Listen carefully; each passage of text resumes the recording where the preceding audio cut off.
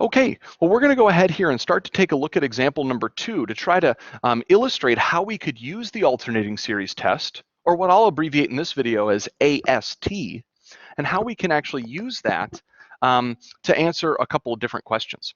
So let's see here, example number 2. Can I determine with justification whether this series converges or diverges? All right, so I need to first confirm that maybe this is an alternating series. Again, I may not know that automatically. I don't know that by automatically just seeing this -1 to a power. I have to think a little more carefully about that. Remember that I need to have a -1 to a power that's actually going to alternate from negative to positive things. And I also need to have that all the other stuff, that a sub n portion of the series formula, is going to need to be positive. So let's quickly see.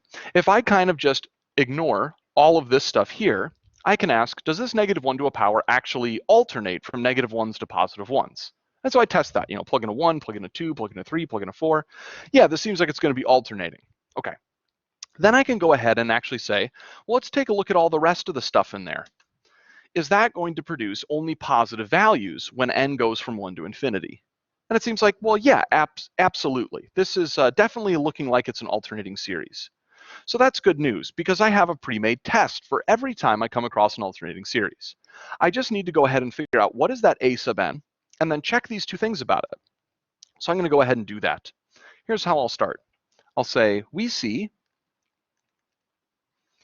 that a sub n is equal to n plus 3 over n times n plus 1. Okay, so we want to check to see if it's decreasing and if it has a limit that goes to 0. I'm going to start with decreasing since that was first. So I'll say we check to see if a sub n is decreasing. Now this takes us all the way back to section 5.1.2, where we talked about monotone sequences. Remember, we have 3 ways to check this. We could turn this into a function and do some calc 1. We could do a ratio of consecutive terms, or we could do a difference of consecutive terms. For the sake of argument here, I'm going to go ahead and do a ratio of consecutive terms because I think it's pretty slick move here. I know I don't have anything that's negative and no zeros coming out of this a sub n, so I'm safe. So let's see, if I was to set this up, notice if I replace all my n's with n plus 1s, I'm going to get something that looks like the following. Again, all my n's got replaced with n plus 1s, and that goes on top. Everything else gets put on bottom. Now, if I want to simplify this, I, of course, can multiply by the reciprocal. When I do that, I'm going to end up with 2 fractions, and when multiplied together, they're going to look like this. And I can probably see right away that this n plus 1 is going to simplify out. And I might be able to also then take a look at, what exactly I have in the numerator and denominator here. In the numerator, I'm going to be left with an n squared plus a 4n. And in the denominator, if I multiply everything out, I'm going to get an n squared plus a 5n plus a 6. And of course, my question now is this bigger than 1 or is it smaller than 1? Well, I mean, it looks like the bottom has an extra n and an extra plus 6. So since n's always a positive number, remember n starts at 1, goes up towards infinity, then, well, yeah, I mean, very clearly this denominator is larger, which means this is definitely going to be less than 1. So a sub n plus 1 over a sub n came out less than 1 for all n, and that automatically gives us that a sub n plus 1 is less than a sub n for all n. So not only is this decreasing, this is a decreasing sequence, it's actually strictly decreasing, which is fine. That's totally fine. Remember, if something's strictly decreasing, it's still decreasing. It just can be even stricter. Okay. So it seems like that first check is good. A sub n is decreasing.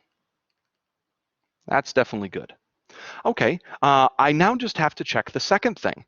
I need to check, if here I checked number 1, I also want to check number 2. So I'll say we will check to see if the limit of a sub n is equal to 0 as n goes towards infinity. Okay. Well, this here actually shouldn't be too difficult at all. The limit as n goes towards infinity of n plus 3 over n times n plus 1. Again, I can't use L'Hopital's rule right now because I don't have a function. And if I don't want to stop and convert to a function, I might be able to quickly go ahead and just make the following algebraic moves.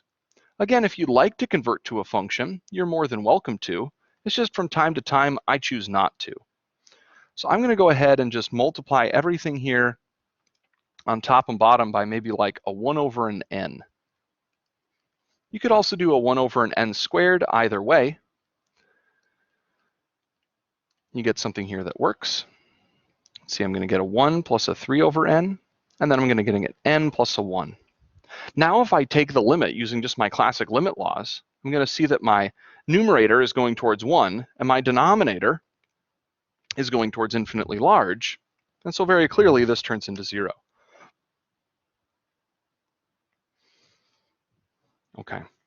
So this is great news. We checked off both of these individual things. We have decreasing and we have a limit 0. So I can say, therefore, by the alternating series test, the series that was n plus 3 over n times n plus 1 is convergent. Great. So that's exactly how I could go ahead and start to use this particular test to kind of help address various sorts of alternating series questions. In the next video, we'll take a look at example number 3.